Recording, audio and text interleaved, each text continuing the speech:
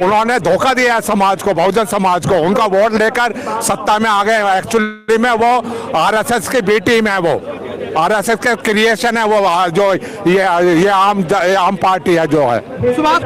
अब ये भोला भाला समाज है। हमने इंसाफ के माध्यम से लोगों को चेताया था कि ये आरएसएस के क्रिएशन है, लेकिन आई हुई है। ये वर्ण व्यवस्था की और धर्म की ये पक्की कट्टर समर्थक है, और वो धर्म भी उस तरह का जो वैदिक कालीन जो धर्म चलता था।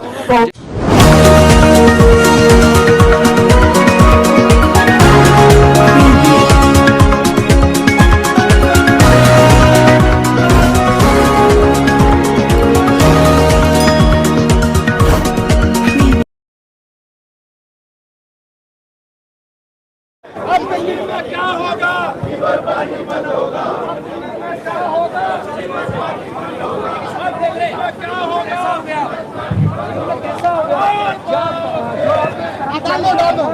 बोल के डाल दो आगे। जब आपने उन्हीं का कॉन्टेक्ट स्वाद जी,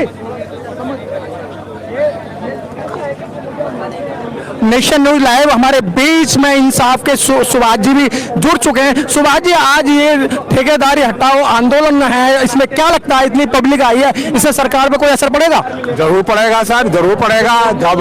जब लोग सरकार के खिलाफ आते हैं तो सरकार को सुनना ही पड़ेगा। लेकिन सर, जिसको सुनाने आए हैं वो तो अयोध्या के अंदर राम की शरण में। केजरीवाल भी अयोध्या के अंदर गए हुए हैं, तो अब कौन सुनेगा आपकी बात? नहीं, केजरीवाल जी गए हुए ना, उनका तो वही राम के भक्त है। उनको ये जो बहुजन समाज से कोई लेना देना नहीं है। उन्होंने तो बहुजन समाज को उन्होंने जो वाल्मीकि समाज को बेवकूफ बनाया है। झाड़ू उनका चुनाव चिन्ह कर उनका वोट लिए और उनको वादा किया गया था कि हम तुमको रेगुलाइज करेंगे, लेकिन उन्होंने रेगुलराइज नहीं कराया। उन्होंने धोखा दिया है समाज को, बहुजन समाज को। उनका वोट लेकर सत्ता में आ गए। एक्चुअली में वो आरएसएस की बी टीम है, वो आरएसएस के क्रिएशन है, वो जो ये आम पार्टी है जो है। सुभाष कुमार एक बार बेवकूफ बना दिया, 2 बार बना दिया, लेकिन ये बार-बार बेवकूफ बनते रहेंगे। अब ये भोला भाला समाज है। हमने इंसाफ के माध्यम से लोगों को चेताया था कि ये आरएसएस के क्रिएशन है, लेकिन हमारे लोग जो बहुजन समाज के बहुत भोले भाले हैं, उन्होंने इनकी बातों में आकर इनको वोट दे दिया।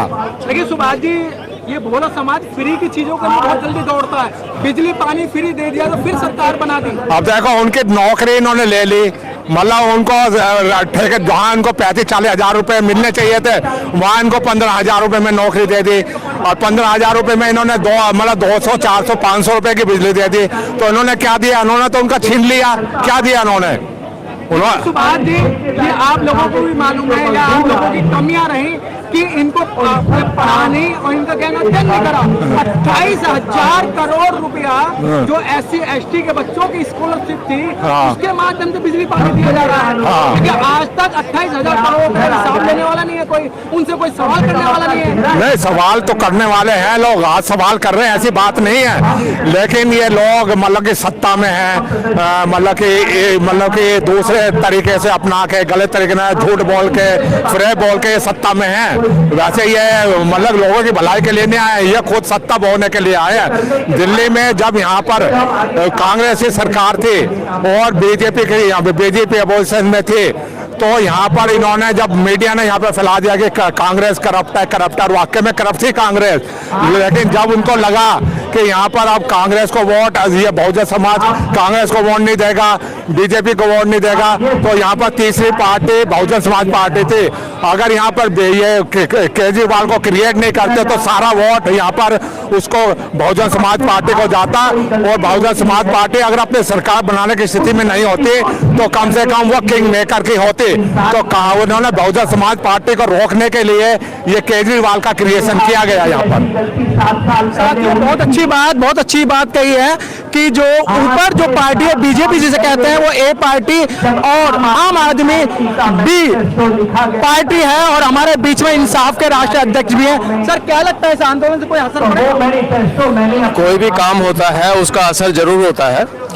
जब विरोध कम होता है तो असर कम होता है, विरोध ज्यादा होता है तो असर ज्यादा होता है। विरोध को हम कंटिन्यूअसली रखते हैं तभी इफेक्टिव हो जाता है। छोटा छोटा विरोध लंबे समय तक चलता रहे तो वो विरोध भी इफेक्टिव हो जाता है।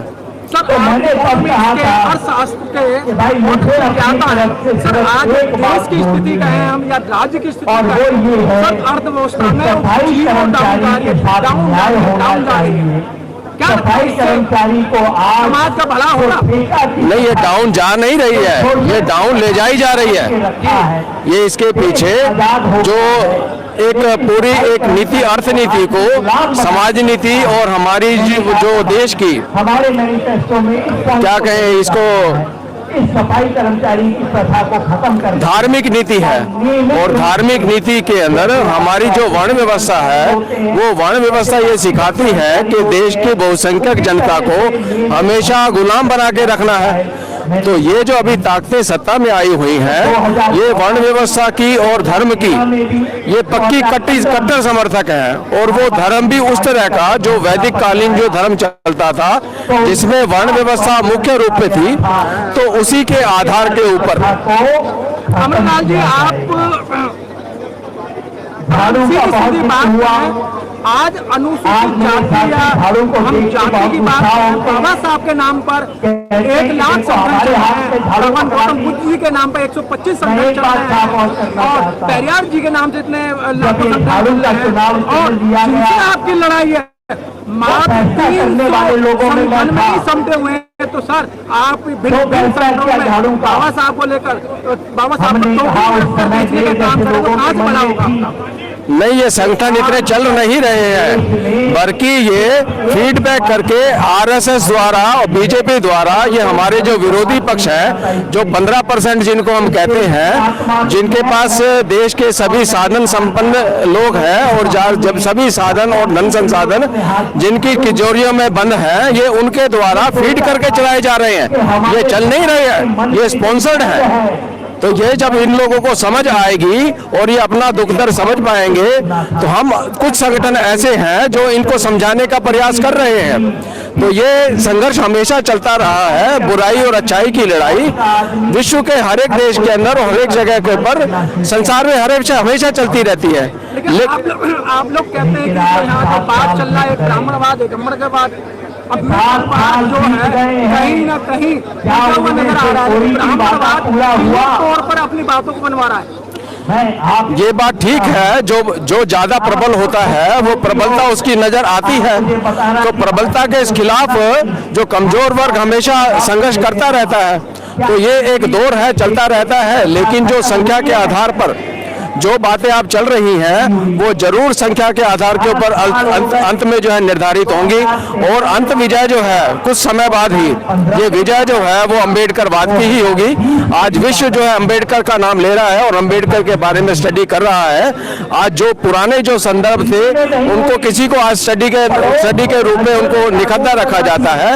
एक समय था जब ब्राह्मणवाद यहाँ पे फैला हुआ था, लेकिन सिख गुरुओं ने उसके खिलाफ जो आंदोलन चलाया, ये सफल आंदोलन था। ये कबीर ने, रैदास ने, इनका आंदोलन था। बाद में जिसको आगे बढ़ाते हुए गुरु नानक जी ने, उनके बाद 10 गुरु हुए और बाकी सभी लोगों ने इसको किया, एक सफल आंदोलन रहा। आज आप उसमें देखेंगे तो ब्राह्मण को उस इज्जत की नजर से नहीं देखा जाता है पंजाब के एरिया में, जिस इज्जत की नजर से देश के दूसरों कोनों में देखा जाता है। और ब्राह्मण की जितना छिछालेदारी हो रही है, वो देश में किसी और वर्ग की छिछालेदारी नहीं हो रही।